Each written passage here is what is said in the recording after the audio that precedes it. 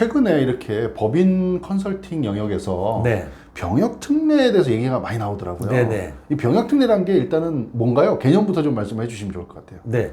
일단은 기업의 입장이 있고 병역 특례 요원, 병사로 될 사람 두 가지 입장입니다. 개인 네. 입장, 기업 입장인데 기업 입장에서는 사람을 뽑기가 어려우니까 네. 국가로부터 군대를 가야 될 사람들을 젊은 청년들을 일정한 자격 요건에 있는 사람들을 직원으로 채용하는 겁니다. 마치 군대 가는 어떤 그 기간 동안 예를 들어 3년이라는 기간 동안에 군복무를 기업체에 와서 근무하는 것 그런 것을 병역특례 제도 기업의 입장에서는 네. 인력을 채용한다라고 하는 것을 이야기하는 것이고요. 네. 개인의 입장에서는 내가 군대를 똑같이 가서 군복무를 해야 되는데 내가 특정한 기술이 있다. 내가 네. 특정한 자격 조건이 된다면 병역특례 전문 요원으로 선발돼서 그 기간을 군대에서 복무하는 것이 아니라 기업체에서 일반 직원으로 병역을 대체한다라고 이렇게 생각하시면 됩니다. 그럼 중소기업에는 뭐 그런 인원들을 병역특례 인원들을 채용하면 뭐 혜택이 좀 많이 있을까요?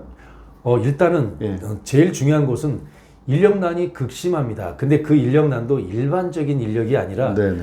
한마디로 기술 요원입니다.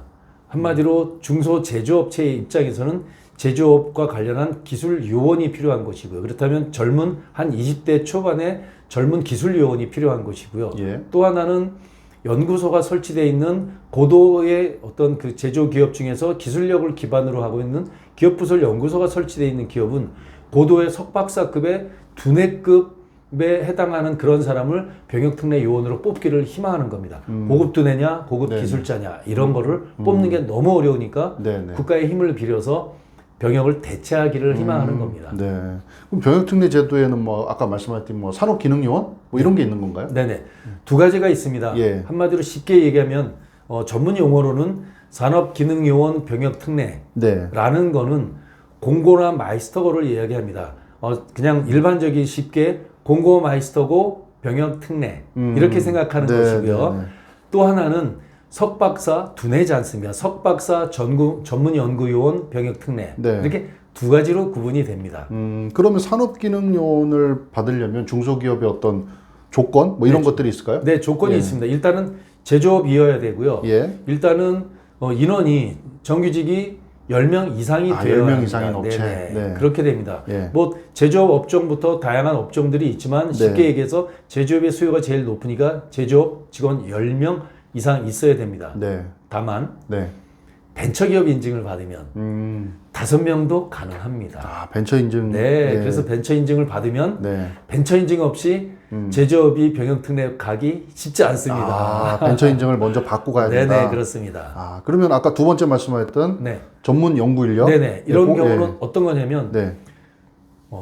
기업부설 연구소가, 기업체 중에서 기업부설 연구소가 설치되어 있어야 하는데, 네. 소기업은 3명 이상이 연구요원이 있어야 되고, 그리고 중기업은 5명 이상 있어야 됩니다. 네. 그런데 벤처기업은 2명 이상도 가능합니다. 네. 그런데 핵심적인 조건, 마지막 조건은 우리 기업의 기업부설 연구소에 석 박사로 연구요원이 2명 이상 있어야 됩니다. 아, 이게 네네. 전문연 석박사 병역 특례입니다. 네, 그렇습니다. 네. 조건이 좀 까다롭죠. 아, 그러네요. 네네. 그러면 이제 산업기능요원이나 네. 뭐 전문 연구 인력이나 네. 이런 것들을 좀 잘 받는 노하우. 네, 이게 뭐 두 개가 좀 다를까요? 좀 다릅니다. 예, 잘 받는 노하우가 좀 있을까요? 네네. 먼저 공고 마이스터고 네네. 상기능 병역 특례 제도를 한번 말씀드리면 네.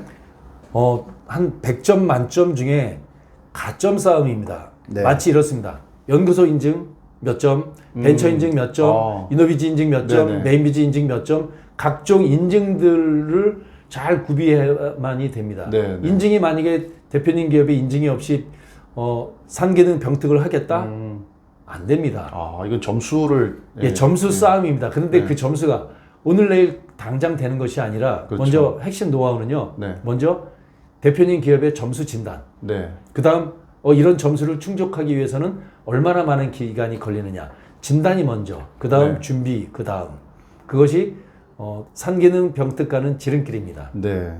그다음에 아까 전문 인력. 네. 예. 이공계 석박사 네. 전문 연구 요원은 여기는 두 가지입니다. 네. 기술력이 뒷받침돼야 되는데 그 기술력의 첫 번째 바로미터가 뭐냐면 R&D를 얼마나 했느냐. 아, 네. R&D를 얼마짜리를 얼마나 했느냐가 몇 회를 했느냐가 네. 결정적인 어떤 점수 중에 하나입니다. 네.